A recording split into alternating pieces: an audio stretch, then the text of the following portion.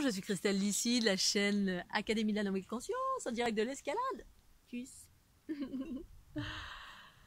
Alors, je vais vous parler aujourd'hui de la conscience en soi, les sujets de prédilection de la conscience, quand on est dans la conscience, et les sujets quand on est dans l'ego. D'une façon générale, bien évidemment, sans jugement aucun, c'est une observation et que j'avais envie de partager, parce qu'en fait, c'est ce qui m'amène aussi à être souvent seule. Parce qu'il y a des sujets, en fait, pensée, parole et action. Selon ce que l'on pense, selon ce que l'on dit, selon comment on agit, eh bien, à partir de là où j'en suis en tout cas, ça fait perdre de l'énergie ou ça tire vers le bas, ça fait perdre de l'énergie.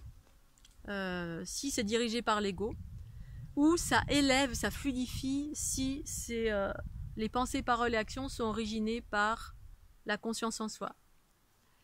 Les différences de thèmes, donc les différences de pensée que j'ai pu observer ces derniers jours, et c'est pas ces derniers jours, c'est d'une façon générale, mais ces derniers jours c'était relativement marqué, et je me suis dit tiens, peut-être faire une petite vidéo à ce sujet. Ça vous parle ou pas? Les thèmes de prédilection d'une façon générale, quand on est dans l'ego, ou majoritairement tirés par l'ego en soi, ou les influences extérieures, parce que l'ego pour moi c'est aussi les influences, c'est-à-dire on est influencé par le groupe, par les médias, par les journaux, par les égrégores, par le lieu où on habite, par les conditionnements qui nous traversent, conditionnements de nos parents, etc. Tant qu'on n'a pas la conscience en soi qui s'est complètement déployée et qui nous émancipe en totalité de toutes ces influences, qu'elles soient issues des blessures qu'on a vécues, on a vécu des blessures, des empreintes, mais après, en plus de ça, effectivement, il y a toutes ces influences extérieures qui nous traversent en permanence et qui fait que on peut te rattraper par l'ego. Et l'ego, c'est quoi? Quand on est on parle, quand on est dans les pensées, paroles et actions, on est tout le temps en train de juger. Juger à l'extérieur. Et les termes de prédilection, c'est, on est à l'extérieur en train d'observer le monde, et puis on est en réaction. T'as vu lui ou elle, ou t'as vu ce qui se passe en ce moment là, on nous fait porter le masque, ça m'énerve et tout. Donc on est énervé parce que il y a une instance extérieure qui nous fait porter le masque en telle circonstance. Et en fait, soit on est énervé, soit on est en réaction, et puis c'est redondant. Une fois, 2 fois, 15 fois, parce qu'on a plein de situations où on va nourrir ça. On va passer notre temps à parler de Pierre, de Paul, de Jacques, mais t'as vu lui comment il fait, t'as vu ce qu'il fait? Non, je suis pas d'accord, c'est nul, j'aime pas ce qu'il fait, je préfère plutôt de ce côté-là. Non, c'est pas bien, il a ce comportement, elle a ce comportement, franchement c'est pas bien, moi j'adhère pas du tout. Regarde cette personne, elle porte des chaussettes, j'aime pas du tout. Regarde lui ou elle ce qu'il a fait ou ce qu'on m'a fait, j'aime pas du tout. Je suis en colère, je suis énervée, je me sens victime, je suis dans le pouvoir, ou j'essaie de...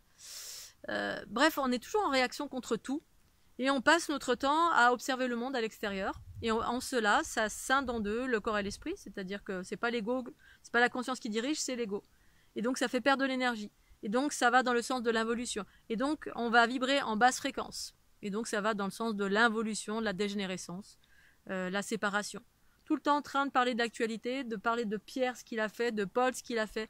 Regarde lui ce qu'il a dit, ce qu'il a fait contre elle. Regarde lui comment il est habillé. Regarde, ah ça m'énerve, oh puis lui il m'a fait ça. En fait c'est un peu baby school, j'appelle ça baby school. C'est-à-dire on est tout le temps dans la réaction, le jugement, on est en train de juger en permanence. Des choses extérieures, c'est pas forcément des choses qui nous arrivent. Alors que, dernière conversation avec Jean-Pierre par exemple, qui est toujours en colère contre le masque, machin, ce qu'il est contre, etc. Je comprends, mais justement, le piège de ce monde, c'est que tout est fait pour nous mettre en colère, en réaction, ou en victimisation, et du coup, on perd beaucoup d'énergie, on se sépare, on est scindé, ça fait des clivages entre les individus, parce que pensée, parole, action a une importance, on génère de l'énergie quand on est en colère contre quelque chose. Si on reste tout le temps dedans, on est tout le temps, attention, les flics, les méchants, la police, plutôt que rester dans la neutralité. Et la neutralité, c'est propre de la conscience. Ok, la police passe, je mets mon masque. Elle est pas là, je suis au milieu de la forêt, je suis toute seule, je le mets pas. Et je me sens pas enfermée en rien du tout. Et en même temps, je n'attire pas non plus le loup, parce que je ne suis pas en réaction. Il n'y a rien en moi qui vibre, ah, pour aux citoyens, contre, machin, je suis... Et les méchants, il y a les méchants. En fait, c'est la guerre entre les méchants et les gentils. Je porte le masque, je porte pas le masque. Et tout le monde est dans l'actualité. Et puis finalement, on perd beaucoup d'énergie. On est scindé, on est séparé, on est tiré vers le bas. Et pendant ce temps, il y a plein d'autres choses qui se passent de merveilleux. Mais donc qui s'appellent les hautes fréquences. de laquelle la planète est bombardée à certains moments. Et puis on capte pas ça. Et donc, en parallèle à ça, dans la conscience... Donc moi, en étant autant que possible dans une notion de neutralité, c'est-à-dire évincer tous les commérages, c'est pour ça que je suis pas entourée de beaucoup de personnes, voire quasiment personne, parce que moi, quelqu'un qui me parle du masque, du pour, du contre, de l'actualité, t'as vu ce qu'ils ont dit, et les hommes politiques, et le gouvernement, et tout ça, et qui sont tout le temps en colère, pas content, ça ne m'intéresse absolument pas. Parce que je sais qu'y mettre mon attention, c'est nourrir cela. Et en fait, en gros, je m'en fous parce que moi, dans ma vie, tous les jours, tout va bien. Parce que je m'émancipe en totalité du chaos de ce monde. C'est ce qui fait qu'on est scindé. Sinon, si on donne de l'importance à cela, et je co-crée une réalité harmonieuse, à savoir, je fais exactement ce que je veux, au moment où je le veux. Voilà, je prends du bon temps, je fais de l'escalade... Si je dois mettre un masque, je mets un masque, je me sens pas enfermée pour autant, tant qu'on me jette pas en prison et quand bien même il y aura toujours une solution, parce que j'écoute ma conscience et je reste dans la neutralité. Et dans cet état de neutralité, en étant à l'écoute de la conscience, c'est-à-dire non plus du chaos de ce monde ou du chaos des gens qui passent beaucoup de temps à juger ou être en réaction et chacun fait ce qu'il veut. Je suis pas en train de juger ça, mais en gros, ça ne m'intéresse pas. C'est pour ça que la plupart du temps, je suis seule aussi, pour éviter de perdre de l'énergie à cela. Et puis, ça ne m'intéresse pas d'entendre ça, donc du tout. Je fais le focus sur les aspects positifs, Et sinon, tout ce qui est négatif, tout ce qui m'enferme, dans l'énergie, dans la visite, dans les paroles, dans les pensées des autres, je m'en émancipe en totalité. Par contre, si je dois donner un exemple de mon quotidien, par exemple avec Elim, donc mon ami Elim, qui est dans une conscience très éclairée et qui est totalement émancipée du chaos de ce monde aussi, et bien à partir de la conscience, les conversations qu'on pourrait avoir ensemble, c'est, par exemple, il va me parler de ses rencontres, avec la conscience des dauphins, lui il peut avoir accès à toutes sortes d'informations dans le vivant, de cette planète ou pas forcément de cette planète. Donc, il va me parler de comment fonctionnent les dauphins, ce qui va rentrer en relation avec l'information des dauphins. Donc là, c'était cet hiver, il me parlait de comment fonctionne un dauphin, quelles sont les caractéristiques, des fréquences, qu'est-ce qu'ils apportent comme information en lien avec les consciences cosmiques, les baleines, etc.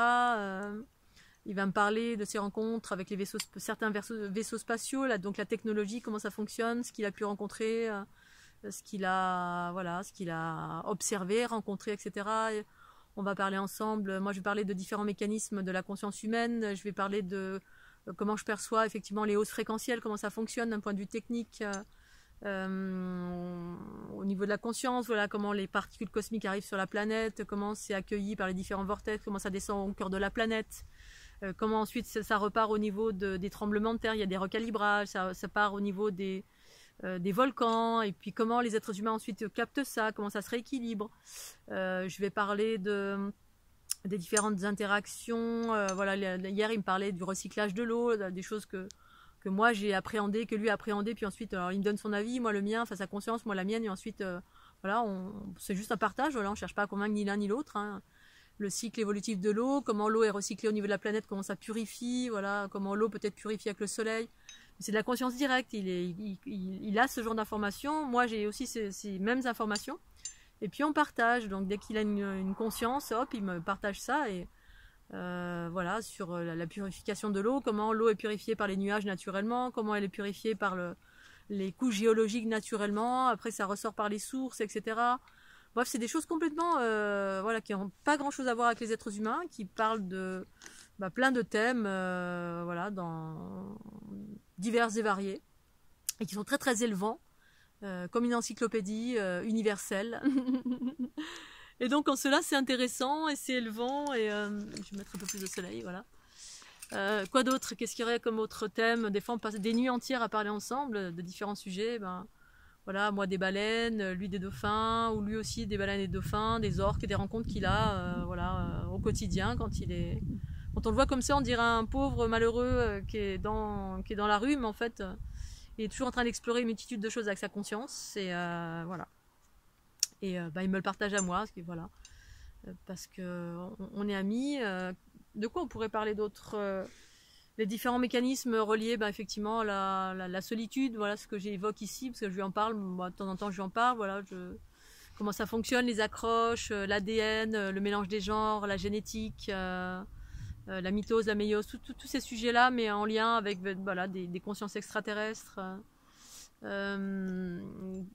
Voilà, donc c'est des thèmes en lien de conscience à conscience, qui sont élevants, qui sont enrichissants, un peu comme des scientifiques. On observe ça d'une façon détachée. Effectivement, de temps en temps, on a évoqué un petit peu les notions du Covid, mais il y avait ses infos et moi les miennes, qui étaient en lien aussi avec il y a aussi des versions extraterrestres, il y a eu des choses qu'on a reçues. Voilà, il y a des observations aussi qui se font. Après, moi, je parlais effectivement je vais évoquer aussi tout ce que je vivais en lien avec les connexions que j'ai avec les comètes et les vaisseaux, tout ce qui fait que tout ce qui se passe en ce moment qui a pour objectif d'alléger la densité de ce monde. Donc toute la densité, toute l'attraction terrestre en fait qui génère la densité, qui fait qu'il y a eu jusqu'à maintenant une sorte de déséquilibre. Mais c'était pas un déséquilibre, c'était l'ère patriarcale où en fait la densité faisait foi. La matière faisait foi et que la conscience n'avait pas sa place parce que c'est un cycle évolutif qui est comme ça, hein, de jeunes enfants, puis là la conscience est en train de revenir, du coup ça passe par un allègement de la densité. Donc je lui expliquais tous les processus, alors lui il m'expliquait les siens, puis moi je lui expliquais les miens. C'est une conscience que j'ai eue quand j'avais 30 ans, puis qui s'est expansée au fur et à mesure du temps, voilà, où je voyais tous les processus de comment le magnétisme allait complètement c'est-à-dire la couche d'ozone, elle est en train de se modifier, il y a tout qui est en train de se modifier au niveau de la stratosphère, enfin tout se modifie au niveau de la planète. Il y a des instances extraterrestres qui aident à faire cela. Et donc le but c'est à alléger tout ce qui attracte en fait la loi de Newton de la pomme qui tombe. Eh bien en fait ce process est en train de se modifier d'une façon très subtile pour justement alléger la densité, qu'il y ait moins d'attraction dans le noyau de la planète. Et ça passe par des accélérations, parce qu'il y a des vaisseaux de temps en temps et des comètes. Il y a des comètes qui arrivent autour de la planète et qui balancent des hautes fréquences, mais aussi qui tournent autour de la planète et qui accélèrent en fait le sens de la giratoire de la planète. Et en cela, ça allège la densité, c'est-à-dire ça élève la fréquence de la planète, donc la densité de la planète. Ça diminue les lois du magnétisme, en fait, ça va les dissoudre progressivement. Parce que c'est ça qui fait que également on est complètement enfermé dans la matière, la densité, la limitation du corps, etc. Bref, on passe des heures à parler de ça, donc ça c'est ma conscience à moi, mais il y a plein de sujets, parce que je remplis aussi des pages, et j'ai plein de vidéos, enfin, pas de vidéos, mais d'enregistrements que je partage pas forcément, parce qu'il y a plein de sujets divers et variés. Effectivement, je pourrais faire des vidéos à ce sujet, comment la densité est en train de s'alléger via les interactions, toutes ces interactions de haute fréquence qui arrivent, les comètes, les vaisseaux spatiaux qui tournent autour de la planète en version accélérée. Bref, plein de process, et donc on partage ces différentes consciences. Lui c'est un homme, donc il a un aspect beaucoup plus, une vision beaucoup plus technique, et c'est ça qui est intéressant, hein, quand il va voir un vaisseau extraterrestre, lui c'est surtout la technologie qui l'intéresse, qu'il voit en priorité. Et moi, voilà, mon approche est différente, c'est la conscience, c'est le principe féminin qui est prioritaire, donc c'est la notion, souvent c'est en lien avec les notions d'amour, une notion de la conscience. Pour autant, il y a aussi l'aspect scientifique selon ce avec quoi je communique.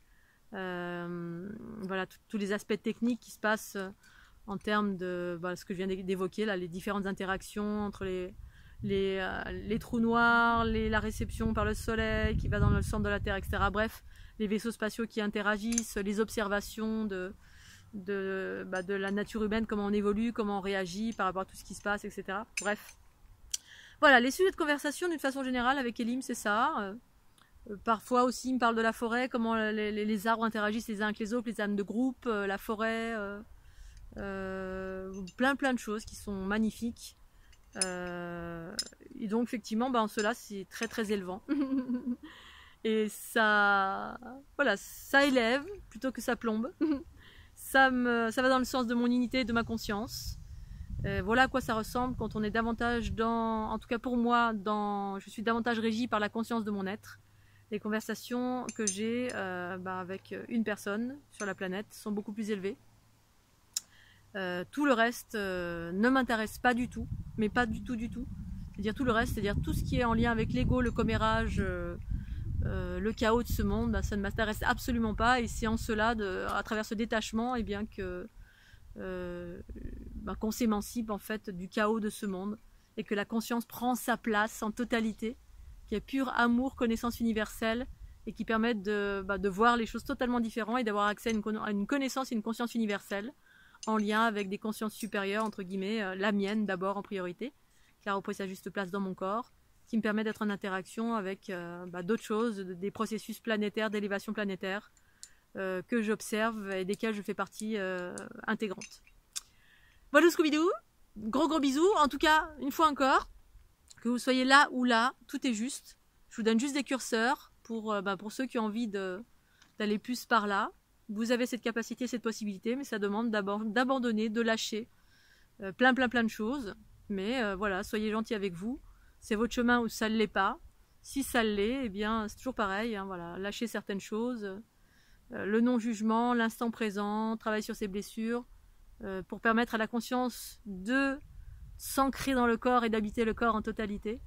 Ce qui permet d'avoir accès, ce qui permet l'équilibrage des polarités, hein, le corps et l'esprit, parce que c'est la conscience qui permet, c'est l'esprit qui embrasse le corps et qui en cela transforme tout ce qui vous pollue.